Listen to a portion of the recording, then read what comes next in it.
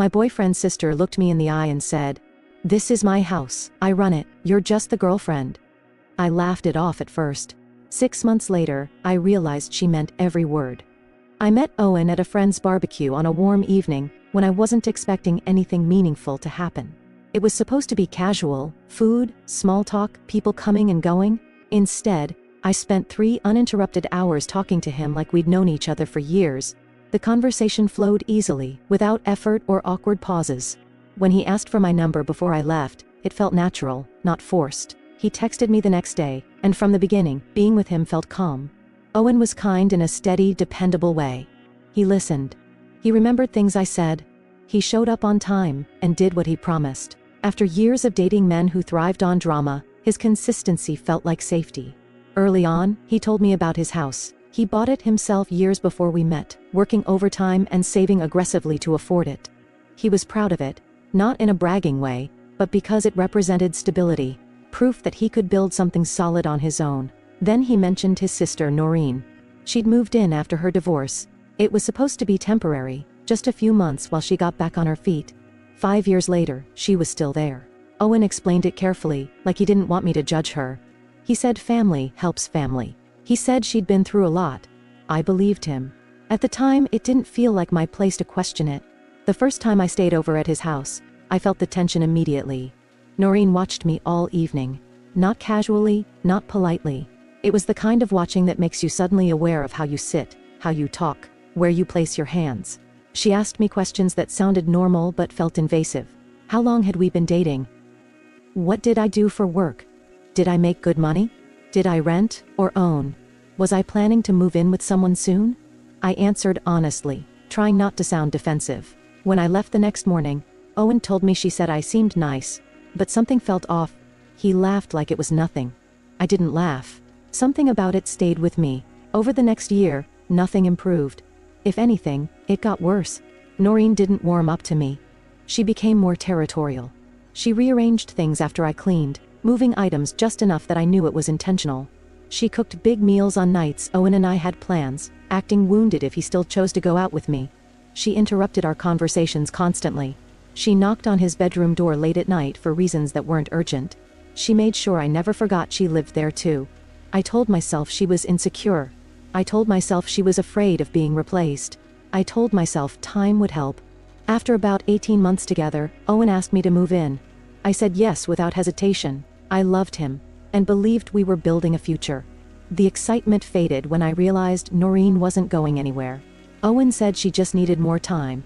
He said she was close to getting her own place. He asked me to be patient. I agreed, because I didn't want to make him choose. The day I moved in, everything changed. I carried my first box into the house, while Owen went back to the car. Noreen stopped me in the hallway. She stood close and lowered her voice so only I could hear. She told me this was her house. She said she'd lived there for 5 years and I was just the girlfriend. She said Owen might own the property, but she ran the household. She said I could stay in his bedroom, but the rest of the house belonged to her. And if I tried to change anything or push her out, she'd make my life miserable. Then she smiled and walked away. I stood there holding a box of books, my heart pounding, trying to process what just happened. I didn't tell Owen. I told myself it would only cause drama. I told myself I could handle it. The next 6 months proved she wasn't bluffing. She criticized everything I did. She complained I used too much hot water. She said my cooking smelled bad. She rearranged groceries I bought so I couldn't find anything. She took over the living room every evening. She told Owen I was messy even though I cleaned constantly. She told him I was rude even though I barely spoke to her. If I cleaned, she re-cleaned behind me. If I stayed out of her way, she accused me of being antisocial. There was no version of me that was acceptable. Privately, Owen defended me. He told me he knew she was difficult. He told me I wasn't doing anything wrong. But publicly, he stayed neutral. He avoided confrontation. He asked me to give her grace. Slowly, I started shrinking. I took shorter showers. I stopped cooking meals I liked. I avoided common spaces. I made myself quieter and smaller because it felt safer than being targeted. I wasn't living in a home. I was tiptoeing through someone else's territory. By the time I understood what was really happening, it was already a pattern. Noreen wasn't afraid of losing her brother. She was afraid of losing control. And Owen, without realizing it, was helping her keep it. I didn't know it yet, but this wasn't just tension. It was the beginning of a power struggle that would explode the moment our relationship crossed a line she couldn't tolerate. And that line was coming fast. After that hallway conversation, I tried to pretend nothing had happened. I unpacked my boxes slowly, telling myself that once Owen and I settled into a routine, the tension would fade. I told myself Noreen was bluffing, trying to scare me before I got comfortable. I didn't want to believe that someone could be so openly hostile and still smile like everything was fine. Living there quickly taught me otherwise. Every day felt like a test I didn't know I was taking. Noreen watched everything I did. Not obviously enough to point out, but constantly. She noticed how long I stayed in the shower. She commented on how often I cooked. She sighed loudly if I left a cup in the sink for more than a few minutes. If I cleaned, she'd re-clean behind me like I'd done it wrong. If I didn't clean, she'd tell Owen I was lazy. The kitchen became the most uncomfortable place in the house. She complained that my food smelled strange even when I cooked simple meals. She rearranged the cabinets so I couldn't find anything. I'd open a drawer expecting utensils and find them gone, moved somewhere else overnight. She never admitted to doing it, but she'd watch quietly while I searched, her lips pressed together like she was enjoying the confusion. The living room wasn't neutral ground either. Every evening, without exception, Noreen claimed the couch and the television. She chose whatever she wanted to watch, and refused to share. If Owen and I tried to sit together, she'd start talking loudly through the show, or suddenly need Owen's help with something small and unnecessary. It felt deliberate, like she couldn't stand the idea of us having uninterrupted time. At night, she knocked on Owen's bedroom door for reasons that never made sense. Complaints about noises that didn't exist. Questions about bills she didn't pay. Requests that could have waited until morning. Owen always answered patiently, telling me she just needed reassurance. I lay there listening, feeling like an unwanted guest in my own relationship. I started adjusting my behavior without even realizing it. I took shorter showers so she wouldn't comment. I stopped cooking foods I liked. I avoided common spaces when she was home. I learned the sound of her footsteps and timed my movements to avoid running into her. Slowly, quietly, I made myself smaller. Privately, Owen defended me. He told me he knew she was difficult. He told me I wasn't doing anything wrong. He promised things would get better once she adjusted. But those conversations always stayed behind closed doors. In front of her, he stayed neutral. He avoided confrontation. And I began to understand that neutrality wasn't harmless, it was permission. 6 months passed like that. 6 months of walking on eggshells. 6 months of being told to give more grace to someone who showed me none. I wasn't living in a home. I was surviving in someone else's territory. Something shifted the day I stopped trying to keep the peace. I didn't announce it. I didn't argue or threaten. I simply stopped disappearing. Noreen had spread her belongings throughout the house like she was marking territory. Shoes by the door, papers on the dining table. Personal items in every shared space. One afternoon while she was out, I gathered everything that belonged to her from the common areas, and placed it neatly in her bedroom. When she noticed, she exploded. She accused me of invading her space. I stayed calm and said I was just organizing and keeping shared areas clear. Owen backed me up, saying it seemed reasonable. For the first time, I saw something flicker across her face that wasn't anger. It was fear. So she changed tactics. She started cooking elaborate meals right before Owen got home from work, hoping he'd feel guilty eating with me. I adjusted.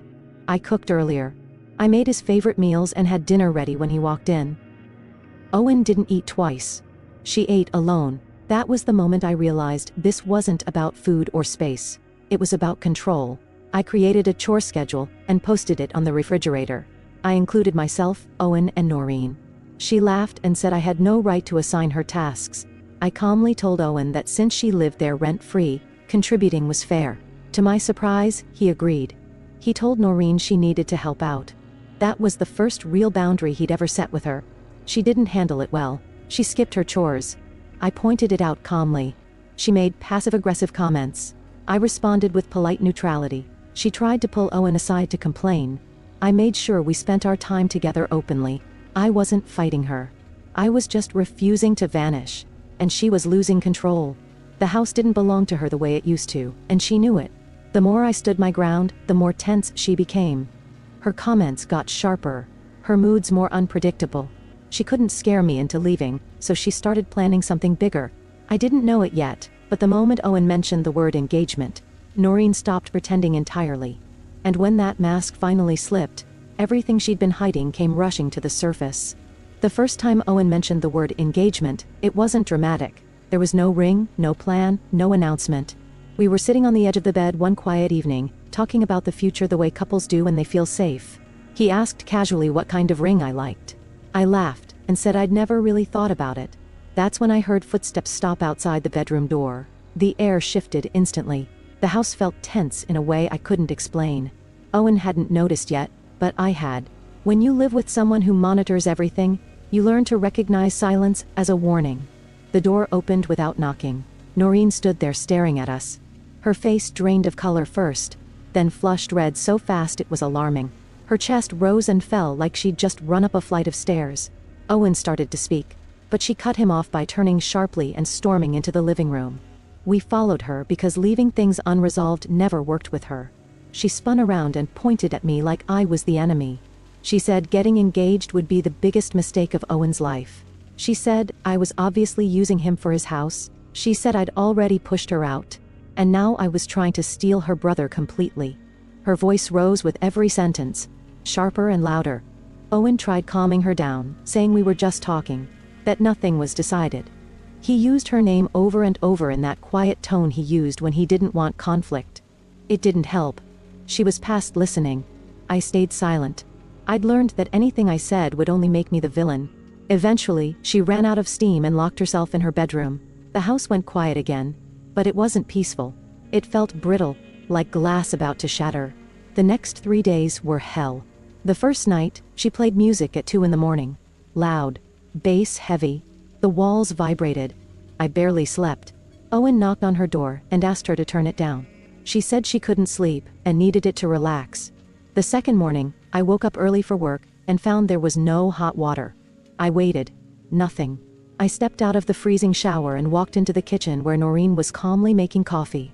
She asked if I slept well. I said yes and left without breakfast. That afternoon, Owen called me sounding uncomfortable. He said Noreen told him I'd been saying cruel things about his family. He said he didn't believe her, but wanted to check. I asked what exactly I'd said. He admitted she wouldn't give details. She just cried and said I was mean when he wasn't around.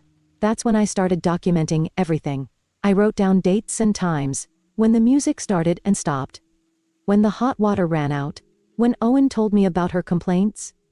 I didn't know yet what I'd need it for. I just knew I'd need proof.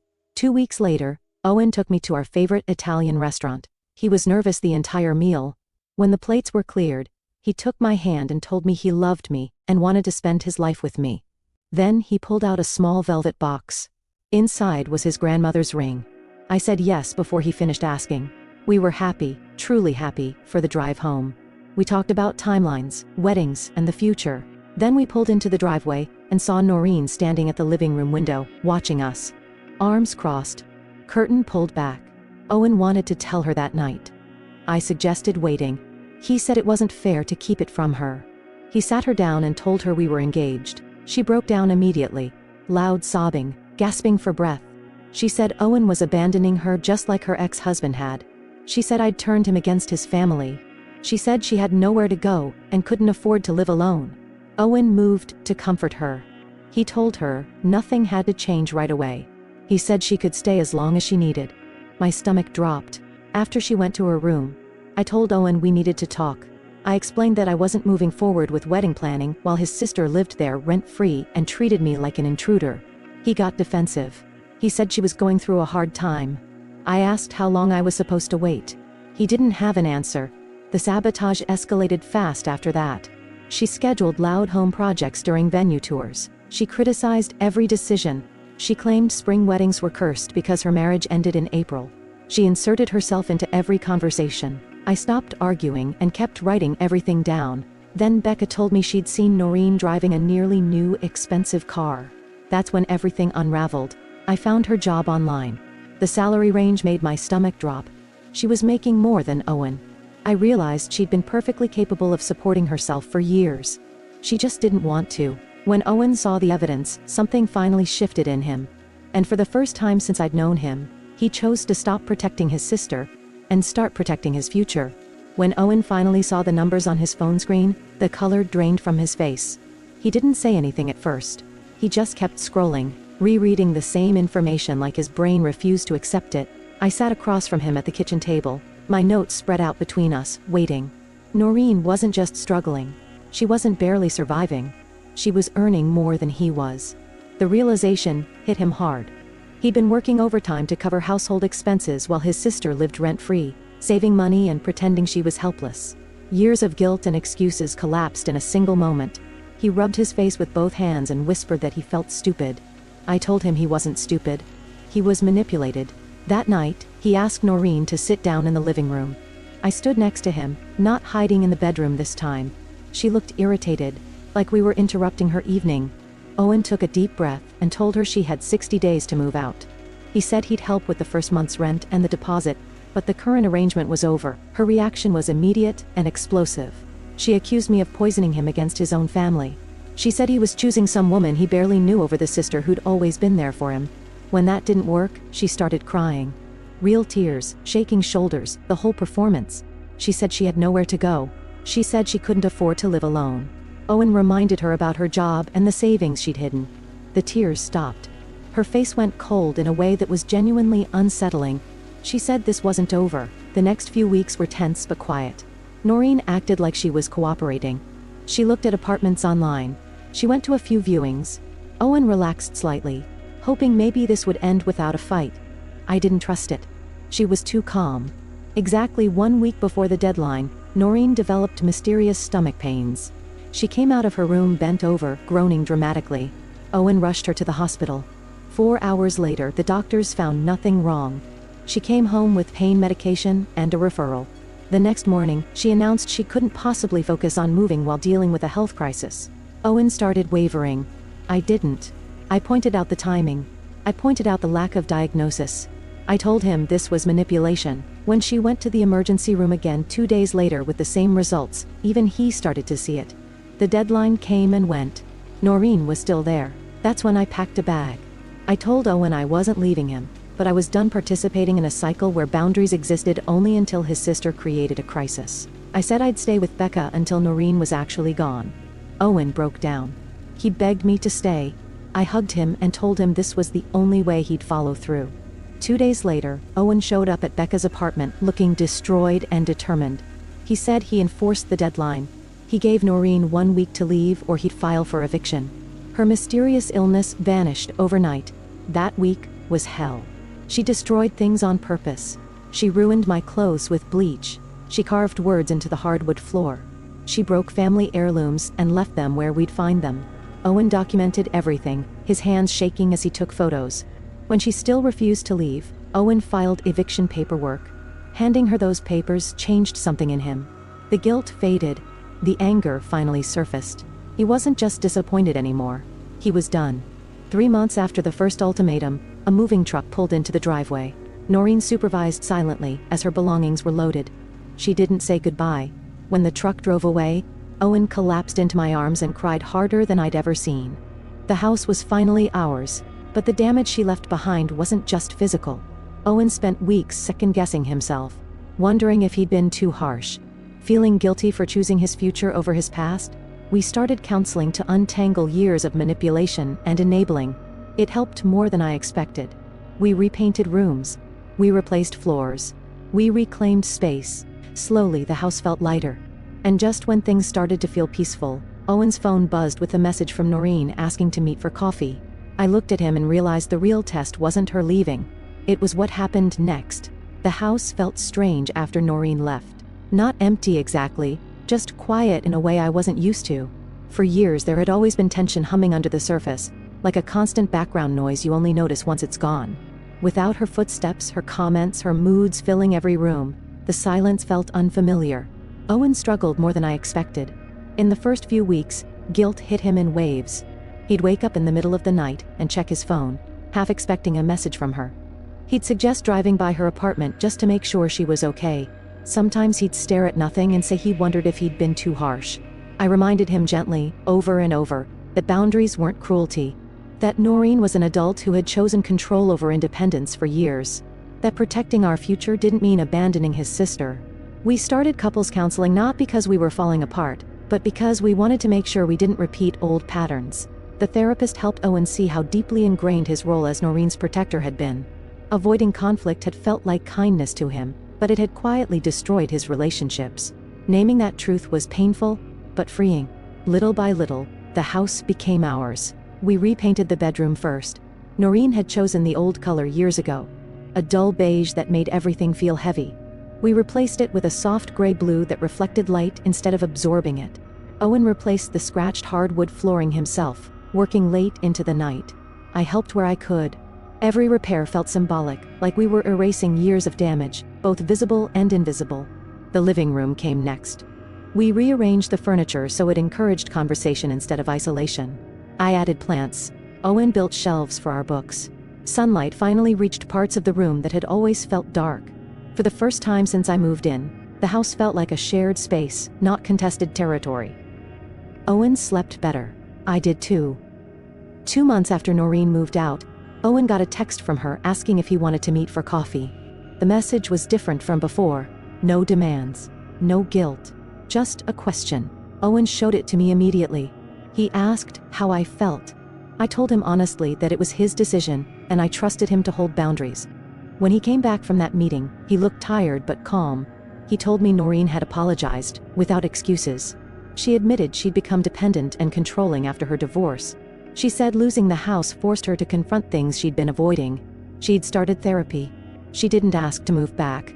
She didn't blame me. Owen told her he needed time. She understood. That conversation didn't fix everything, but it shifted something important. It proved change was possible, even if it was slow. Wedding planning became peaceful without constant sabotage. We chose a small garden venue. Owen's parents were supportive. His mother apologized again for not seeing the manipulation sooner. Over time, she and I built a relationship that felt genuine, not forced. Noreen attended the wedding quietly. She didn't cause a scene. She left early. It wasn't perfect, but it was respectful. That was enough. Standing at the altar, holding Owen's hands, I didn't feel like I was winning some dramatic battle. I felt steady, grounded, proud of the work we'd done to get there. Our relationship wasn't a fairy tale. It was something harder and more real, built through conflict, boundaries, and painful honesty. After the wedding, life settled into something almost ordinary. We cooked together without tension. We had friends over without anxiety. We talked openly instead of tiptoeing around issues. When problems came up, we addressed them instead of avoiding them. Owen still struggled with guilt sometimes. That didn't disappear overnight, but he no longer let it dictate his decisions. He learned that loving someone didn't mean sacrificing himself or his future. As for me, I learned something just as important. Love doesn't mean making yourself smaller to keep the peace. It doesn't mean accepting disrespect because it comes from family. And it doesn't mean waiting forever for someone else to change while you slowly disappear. We didn't get a perfect ending. We got something better, a home that finally felt safe, a partner who chose growth over guilt, and a future built on boundaries instead of fear. And for the first time since I met Owen at that barbecue, I knew, with complete certainty, that staying had been the right choice.